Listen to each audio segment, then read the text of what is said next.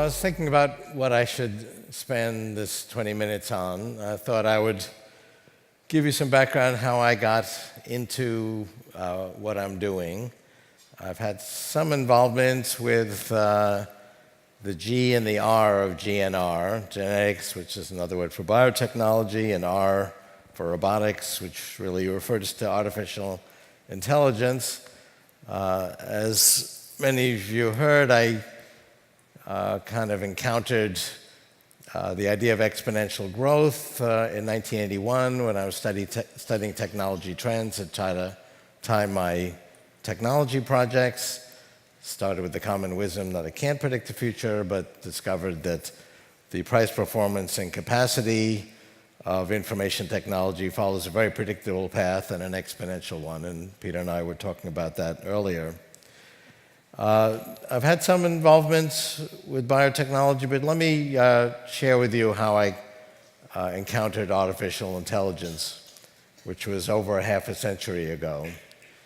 So I fashioned myself an inventor when I was 5. My grandmother showed me this mechanical typewriter and a book she wrote on that typewriter called One Life Is Not Enough, which recounted the story of her mother, my great-grandmother, starting the first school that provided higher education for girls in Europe in 1868, which was taken over by her daughter, my grandmother, who then became the first woman to get a PhD in chemistry in Europe. And she recounts the story of the school and her own life. And she showed me the book and the typewriter. As a 5-year-old, I was much more interested in the typewriter. That was a magical machine to me, and that inspired me to become an inventor.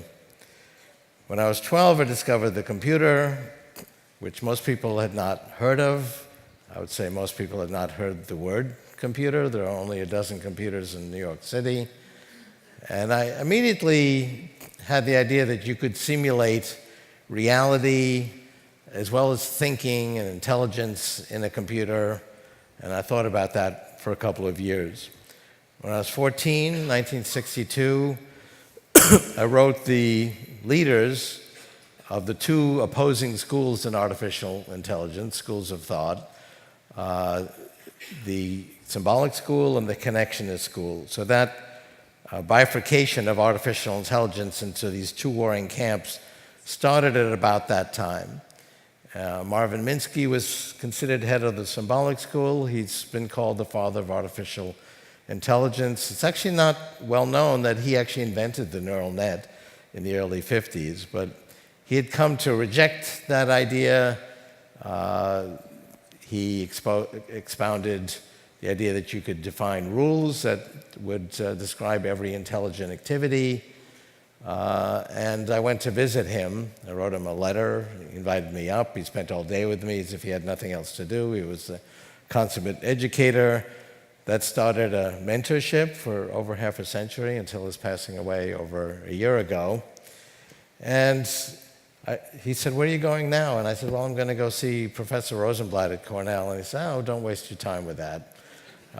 But I went there, and he was publicizing a machine called the perceptron. It was really the first popular neural net.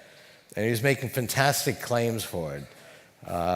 Can't quite do this now, but it's going to be able to translate languages and cure diseases and recognize speech and translate languages. And I couldn't do any of those things.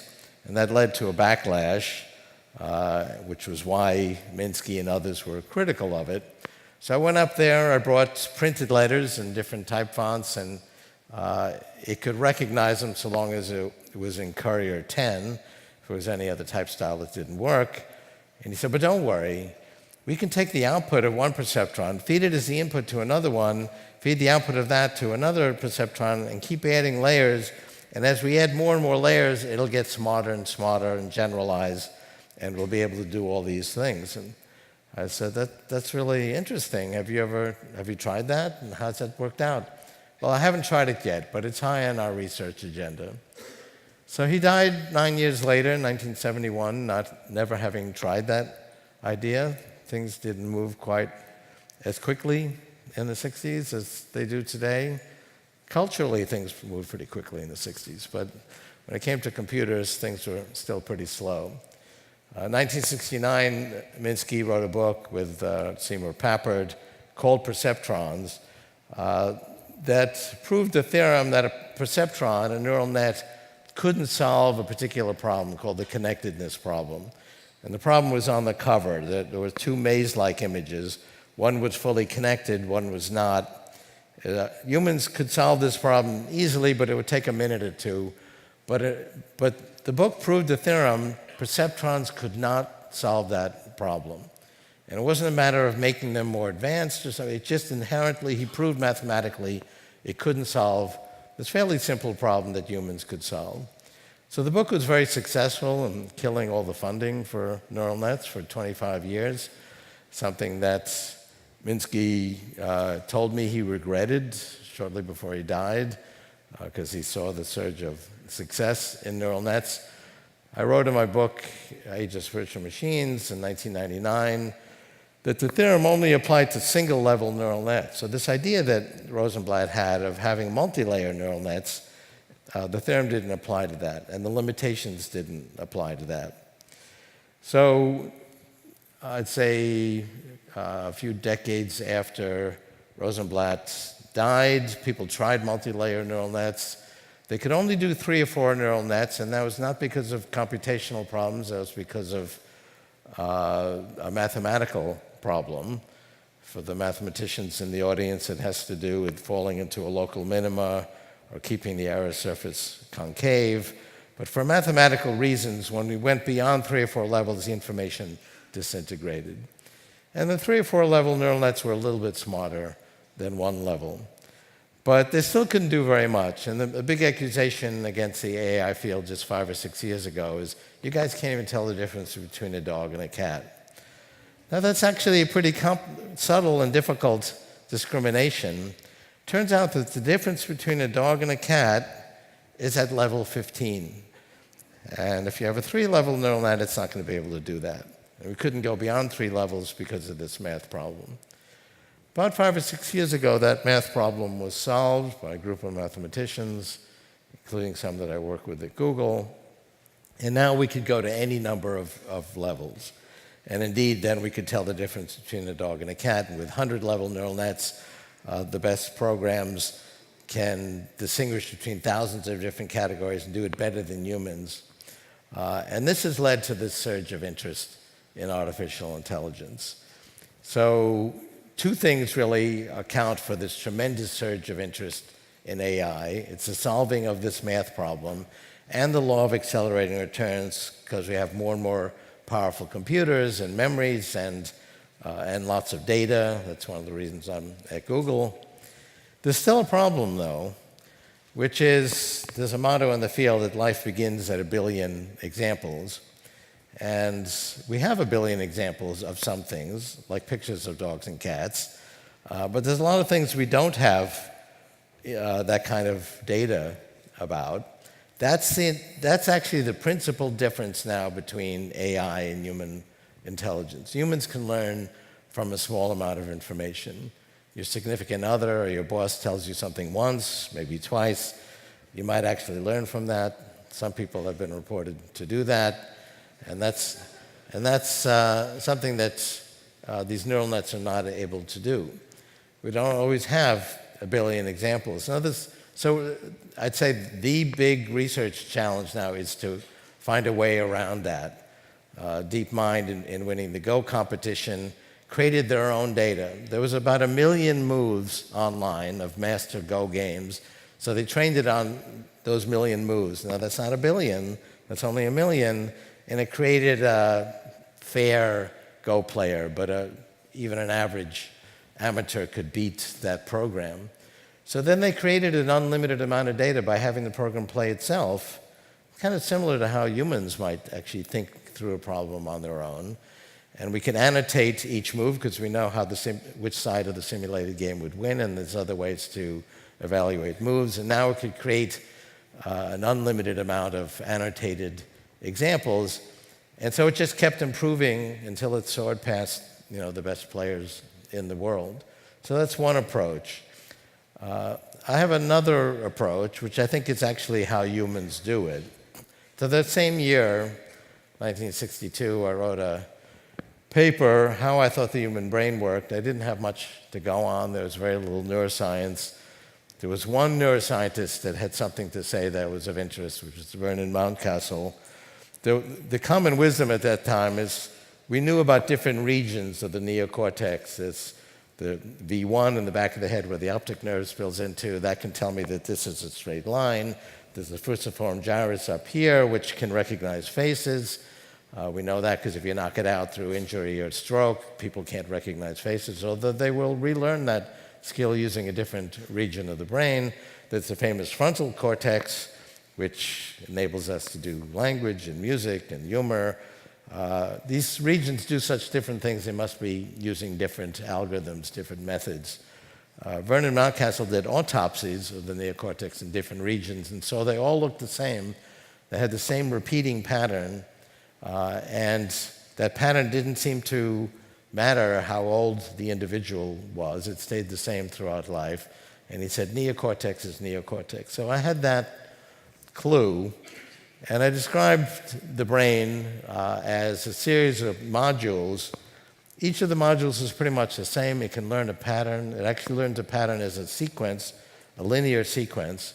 So even if we're learning a pattern like a chair, you might think, well, that's a three-dimensional object. It's not a linear sequence, but we actually are able to use these linear sequences to understand complicated patterns. And they're organized in a hierarchy. That was the magic of the neocortex. It could actually understand hierarchies, and the world is organized hierarchical, so that's why evolution devised the neocortex 200 million years ago with mammals. Trees have a trunk, which has branches, which have more branches, which lead to leaves. There's a natural hierarchical structure to the world. And with the ability to understand the world hierarchically, we can actually invent new behaviors. So pre-mammalian animals that didn't have a neocortex, they had fixed behaviors. But they were very well evolved for their ecological niches. Mammals came along, the first ones were basically rodents, and they could invent new behaviors. Didn't help them that much because the environment changed very slowly. It might take 50,000 years for it to be an environmental change that would require a new behavior, and these non-mammalian animals over that period of time could actually evolve a new fixed behavior. So the mammals that were like this big kind of stayed out of the way for 135 million years. But then something happened. 65 million years ago, there was a sudden catastrophic change to the environment. If you go down to a layer of rock that reflects 65 million years ago, the geologists will explain that that shows a sudden violent change to the environment. And we see it all around the globe. And we call it the Cretaceous extinction event because that's when the dinosaurs went extinct. That's when 75% of all the animal species went extinct. And that's when mammals took over. And so now mammals got bigger, their bodies got bigger, their brains got bigger even faster, taking up a larger fraction of their body. The neocortex, which is the outer layer of the brain, got bigger even faster than that, developed these curvatures. It's now, in a human brain, about 80% of the brain, and it's where the action is. That's where we do our thinking. So something else happened 2 million years ago. If you remember, we were walking around, we didn't have these big foreheads. If you look at other primates, they have a slanted brow. But they were doing a very good job of being primates. But evolution figured, well, this neocortex is pretty good stuff. How can we get more of it? And it created the frontal cortex.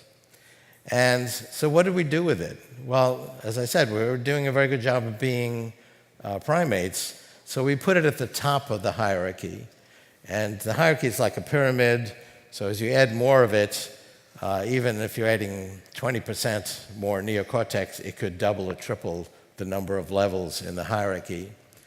That was the enabling factor for us to invent language, art, music. Every human culture we've ever discovered has music. No primate cultures have music, humor, and technology, as I mentioned with Peter, along with this opposable appendage so that we could take our imagination of what we could do with the world and actually make changes and create tools that were sophisticated enough to create new tools, and we had a whole evolutionary process of technology. So I had this model.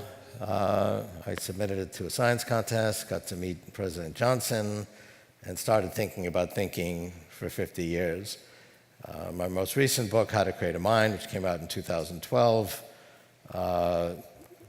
articulates this now, but now we have an explosion of neuroscience evidence to support it. The European Brain Reverse Engineering Project has identified a repeating pattern of about 100 neurons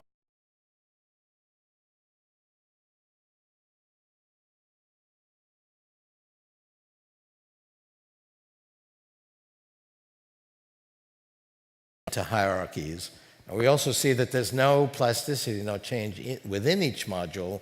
It stays fixed throughout life, but the pattern that each module learns and the kind of hierarchy that's self-organizing is created with our own thinking. So that's the model I have. As we discussed earlier, that got me hired at Google. I've been creating these simulations of these models. They're not perfect models yet of the neocortex, but we're learning more and more about how the brain works. But they're good enough actually to begin to understand language. But these self-organizing neural nets, the connectionist school has really taken over.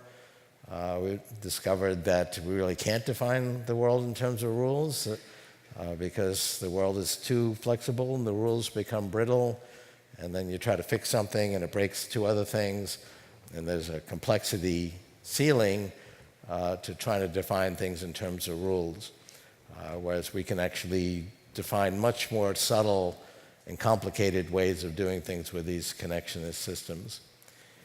And it is basically amplifying our technology, amplifying our intelligence. There's been controversy recently about promise versus peril, which Peter and I also alluded to earlier. But there's been promise versus peril with every technology. I think we go through 3 phases in contemplating these exponential technologies. The first is delight. It's like, wow, this exponential technology has the potential to overcome these age-old problems of humanity. Then alarm, that they also have the potential to cause great harm. And finally, I think where we should end up is a cautious optimism that, first of all, we have a moral imperative to continue improving these technologies, because it's only these exponential technologies that will alleviate the continuing suffering in the world. We've made tremendous progress. This is the wealthiest, healthiest, most peaceful time in human history, but there's still a lot of suffering to go around, and it's only continued advance in these exponential technologies that will get us to go where we want while we contain the peril. And one good example of our ability to actually do that is in biotechnology. We've had the Asilomar guidelines from an Asilomar conference actually 4 decades ago, and we're now seeing benefit. As you've heard at this conference, we can fix a broken heart, not yet from romance. That's going to take some more advances in virtual reality, but from a heart attack, we can grow organs. I'm involved with a company where we're actually growing organs, kidneys, lungs, and hearts, and installing them successfully in animals, and this is coming to a human near you soon. These are just a couple of examples. It's a trickle of impact today. It'll be a flood in 10 years. The number of people who've been harmed by abuse of biotechnology, either intentional or accidental, so far has been 0 because of the Asilomar guidelines. That doesn't mean we can cross it off our list. Okay, we took care of that one because the technology keeps getting more sophisticated, like, for example, the recent advent of CRISPR, which you just heard about. So we have to keep reinventing the guidelines, but it's a good model for how we can do exactly what we want, which is yield the promise while we contain the peril. We just had our first Asilomar conference on AI ethics in January, and I believe similar ideas will be able to succeed, but it's not automatic. I think that is the great challenge for humanity, is to continue to yield the promise, apply it in the right way so that we actually address human problems while we keep the technology safe and contain the peril. I'm personally optimistic. I think you have to be an optimist to be an entrepreneur, which is what I've been my whole life. You'd never start any project if you were aware of all the challenges that you would encounter. But it's only optimism that can succeed in the world. Optimism is not an idle speculation about the future. It's a self-fulfilling prophecy. And that's what we're trying to foster here at Singularity University. Thank you very much. Thank you.